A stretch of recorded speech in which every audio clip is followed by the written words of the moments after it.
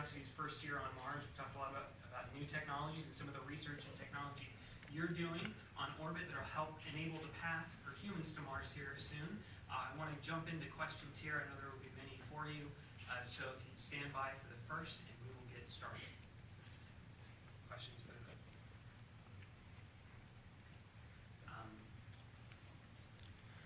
So, how are things going up there? No, I'm serious. I mean, you know, we just heard how much trouble it is.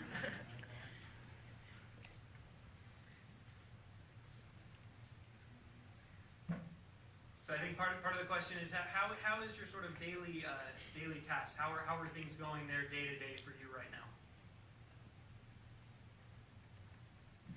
Okay, sorry about that. I think I stepped on the first part of the question.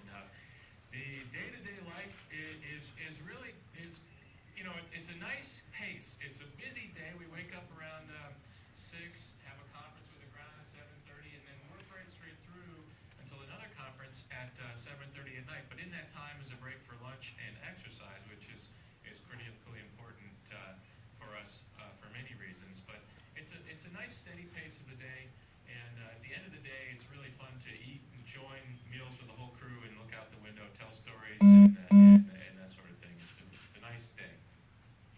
Question here in the front, social media. With the issue they had with the humidity or water in the spacesuit a few days ago, is that going to affect any other extra vehicular activities or repair work? You know, that's a really good question. Right now, we've been doing some troubleshooting in the last few weeks to really zone in on exactly what part of the suit, the internal components of the suit, which part was it that failed, and then to eliminate that as a problem that could be potential across the fleet of spacesuits. We want to make sure that it's isolated to that one suit before we sign up for other people going out the door, because that's the most important thing, is making sure that every EVA team that we send out from now on is as a result of what we learned from these findings. So that's happening right now. I don't think that there's no emergent need for a spacewalk right now, and until there is, we'll make sure we'll continue the steady pace of work to find out these things, and then when the time is right and the team is happy, we'll be ready for regular routine spacewalks again. But we're not quite there yet. Question in the front. Hey, where were you guys a year ago on MSL's landing, and how are you celebrating today?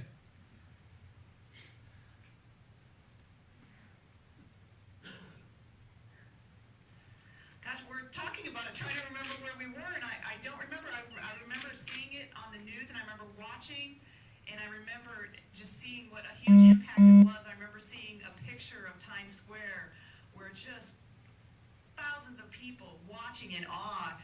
I think I might have been in Russia at the time. Actually, I honestly don't remember. The past year has been such a haze of traveling back and forth for training, but I do remember, though, what an impact that it made on the entire world, and I was actually quite fascinated by that, because it impressed me, and I think it helped with the way social media is working these days, and just what a fantastic job that the group at JPL did with this rover, and again, just fascinated by what an impact it had over the entire world. Okay, we'll take a question from social media. Sure. Twitter user Micah Winston asks, what would you say is the most interesting experiment being done on the ISS right now?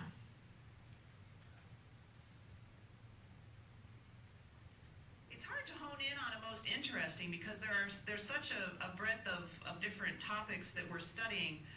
Some of those that I think we find the most interest in are the ones that they're doing on the human body, and partly because we're the actual subjects for them, and so we're intimately involved in the experiments, but also in the regard that it's something that's very important. If we're going to be traveling farther away from low Earth orbit, it's obviously going to be a very long trip, and what happens to our bodies, not just how they change in the lack of gravity, But to be sure that we're going to be in shape to do work when we get wherever we're going, if we make a trip to Mars, you know, there will be some gravity when we get there, and if we just let our bodies adapt to what a zero gravity environment is, then we will be pretty much useless when we get there, unable to stand, unable to walk, unable to you know, our muscles will have degraded, our bones will have degraded. So I think some of the most interesting in that regard is the work that we're doing on what's happening to the human body. Sure, we have another question here from Twitter from Chris Connors. What is your favorite task to do aboard the ISS? Take pictures. Well, let's see. There's a sort of silly answer is we have some when something needs to be stored up in the JLP, the Japanese logistic area, and if we're in Node 1, that's about as far as you can go in a translation. So it's really fun to go flying in a controlled way, but flying around the corners to make that stowage happen. That's a sort of a silly answer to a fun thing. But on a more work-related basis, I find it rewarding to fix things.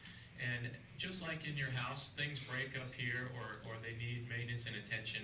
And it's really rewarding when the ground team puts together a procedure and we work that procedure and as a team we repair a broken pump or a broken fan or something like that. I think that's really rewarding and find that really fun.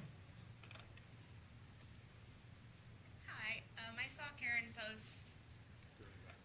I saw Karen post a picture of a constellation a few weeks ago, and I'm just wondering, compared to here on Earth, how do the stars and constellations compare?